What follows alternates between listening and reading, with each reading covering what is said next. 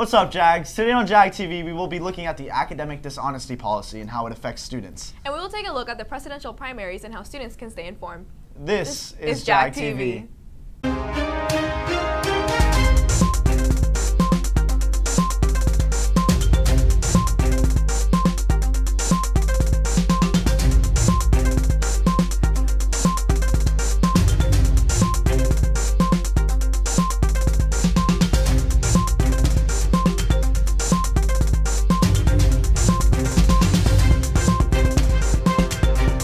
Studio 126 on campus. This is JAG TV. The NEISD Special Olympics basketball tournament will be taking place Saturday, February 29th at Reagan High School. There will be a PSAT and SAT seminar on campus in classroom G101 on March 2nd and 3rd from 6:30 p.m. to 9:30 p.m. Cheer tryout workshops will be on March 3rd from 4:30 to 6 o'clock in the gym. A lot of students don't realize that the campus does have an academic dishonesty policy. With more on our campus's policy and what our faculty is doing to combat it, here is Katie and Eduardo. Academic integrity continues to be a concern on campus as faculty members discuss the issue at their in-service on February 17th. So academic dishonesty comes through a few areas but the simplest way is saying when students aren't doing their own work or they're using something to help them that they're not supposed to be using, whether that be technology, cheat sheet information that you shouldn't have access to. I think it gets really hard trying to define what that is when you look at collaboration at the same time, so I think it's just on the teacher to really define what they expect out of the kids. Although the consequences of cheating can vary between teachers, administrators are taking steps to make sure students are informed about the academic dishonesty policy. The academic integrity policy drives this. So the first time a student is caught, there's really some teacher discretion in there as to whether that student even gets to make the assignment up or the test up. The teacher really can give the student a 0. And then we're looking at a citizenship grade of a U, which is going to eliminate that student's opportunity for an exemption. There are also some consequences from the disciplinary standpoint, such as detention through ISS for obviously a number of instances that could pile up throughout a semester or school year. However, despite the administration's best efforts, some aspects of the policy may still seem unclear. So from an administrator's perspective, cheating is very bad and it's disloyal, but from a student's perspective, cheating is just an easy way to get that easy grade without the effort. I think to a certain extent the school should be more strict, but I think there should be also other classifications on the types of academic dishonesty, because when the label academic dishonesty falls to a certain degree of that, your friend helping you out on your homework is academic dishonesty. And I think the school should clarify that a little bit better. And cheating can not only have negative consequences to the school, but also to a student's academic growth. When we start off at the lowest form, which is really like the first homework or daily work, and we're cheating at that point and not doing our own work, it has this snowball effect, and next thing you know, you failed a quiz.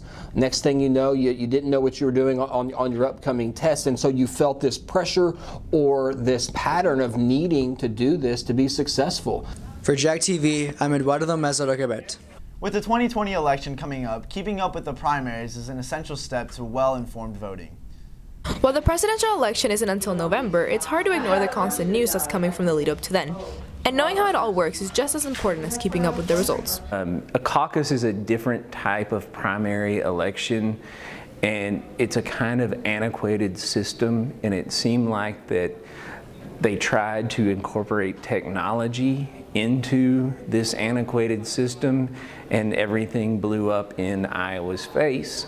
And so it's taken a long time for them to get a count, and then there's been questions about the math that was done to get the count. During the primary, both parties' candidates campaigned to have the most delegates in order to receive the nomination. Right now, the race is on to even determine who will have the delegates to be the Democratic candidate. Right now, for the presidential election, we're in the primary season, and what that means is that the parties are trying to determine who will represent them in the general election for president.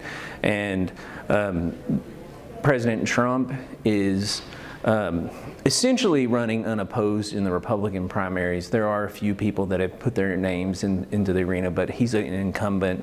He's going to get the Republican nomination, but the Democrats have had up to 25, 26 different people running for this. And so it's a slow process of kind of weeding it down.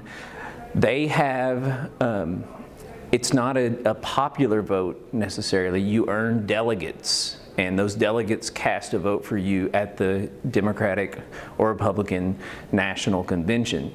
There are options available for those who have not yet turned 18, but will turn 18 by the time of the presidential election to vote in the primaries. Well, right now we are in the midst of our primary election. And what is that? So starting tomorrow, February the 18th, until February the 28th, is early voting, meaning that a voter can go to any location site. They do not have to go to the area in which they are designated. Now, things have changed here in Bexar County, so this election, you will be able to go during the actual election day, which is March the 3rd. You can also go to many sites across Bexar County. With the use of early voting and new technological implementations, voting is easier than ever. Super Tuesday is extremely important because that's when the majority of Bexar County will come out and vote. We are asking everybody kind of jump that and please go out during early voting. The lines will be shorter. There'll be, you'll be able to walk in, not a problem. Although voting is important, there are many other ways to support your candidate or party. And you can help stuff envelopes for mailers. You can make phone calls encouraging our voters to get out to vote. You can text bank. We do a lot now through technology. So there are a lot of things that you can do. You can also help on campaigns, and you can even help. Some campaigns are paying upwards of $15 an hour. So there are things that you can do, but if you're looking to volunteer, we gladly would accept your help. For JAG TV, this is Talia Pimienta.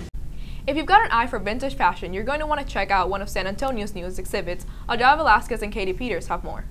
If you're looking for some real fashion inspiration and prefer to look to the past, you're going to want to see the newest exhibit at the McNay Art Museum.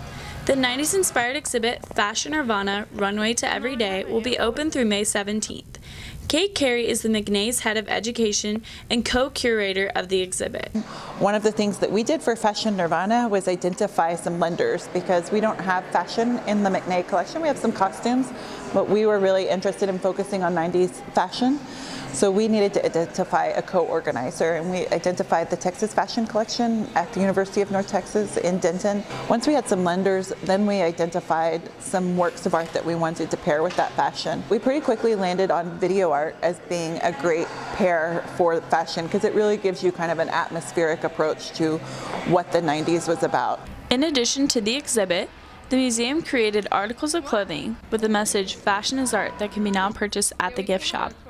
In the most simplistic terms, I think that has been kind of a guiding principle of this exhibition is to the accessibility and the approachability of fashion. It's something that we all wear every day. So that was important, but I think we also as co-curators wanted to see it treated in the same presence as the way that we treat works of art.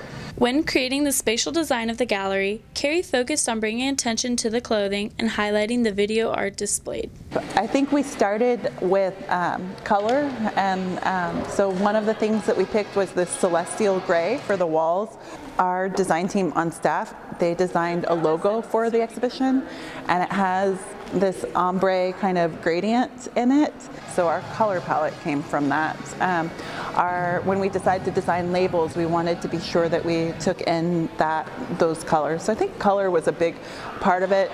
This exhibit features a makeshift runway, a photo studio, and a create your own logo activity representing the 90s runway trend of outside branding. A couple events that I would just call out is we have a 90s throwback night, sort of a glam or grunge throwback night on February 27th, and then a month later, March 27th, we have our annual Teen Night, and this exhibition is the inspiration for Teen Night. For more information, visit mcnayart.org or follow the museum on social media at McNayArt. For JAG TV, this has been Katie Peters. For those born on February 29th, this marks a special event. Here is Angie McCaslin and Isabel with the story. Avery Cragen is a sophomore, and this year she will officially turn 4 years old. I'm 3. Well, I'm almost 4 because I'm going to be turning 16 soon. 2020 is a leap year, and at Johnson High School there are 2 students that celebrate their birthday on February 29th. I actually really like it because it doesn't come around very much, and so when I actually have it, it's very fun and exciting. It's just like any other really birthday. I mean, besides the every 4-year thing? Usually I have like little parties, or like I go on a trip. It's like a little more fun. Not really. Just like my everyday birthday, really. When asked how and when they celebrated, they also responded similarly. Yeah, so I do it the 28th of February, so it's not in 2 different months. Well, usually I celebrate on the 28th. Their technical ages and people's reactions to their birthday also deserve sharing. They're usually like, what? How old are you? They usually get it wrong. They're like, are you 5? I'm like, do you not know how to multiply? They just act surprised and they ask me like basic questions like how do you feel about it? And I just tell them it's like a usual thing. Or sometimes they don't know what it is, so I have to like tell them. So it's all kinds of different reactions. For JAG TV, this has been Isabel Little. Now here's Nick Cavazos with KSA. In case you haven't been paying attention, here's what's happening in the Alamo City. Sarah Bruglians has her 1005 Faces project, a deep delve into the many faces of San Antonio, on display at San Antonio International Airport. Boston-based Evo Entertainment announces a new San Antonio area location by 2021. This 80,000 square foot property will have a movie theater and gaming and dining center. The first wave of evacuees of the coronavirus at Lackland Air Force Base have been released. The CDC has stressed that it is important to remember that these people pose no health risk to the surrounding community. That's all for this week, Jags. See you next time. Now here's this week's segment of Jax Sports with Nick and Preston. What's up, Jags? This week on Jax Sports, we're going to take a quick look at the result of the Ian's Cup. This is Jax Sports.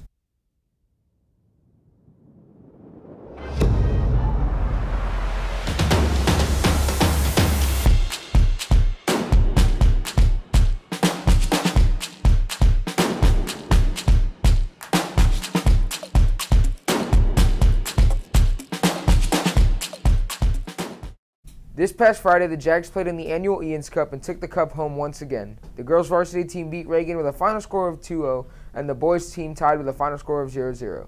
Both teams move on to meet the Lee Vols last night. That's all we've got for you this week on Jags Sports. See you next time, Jags.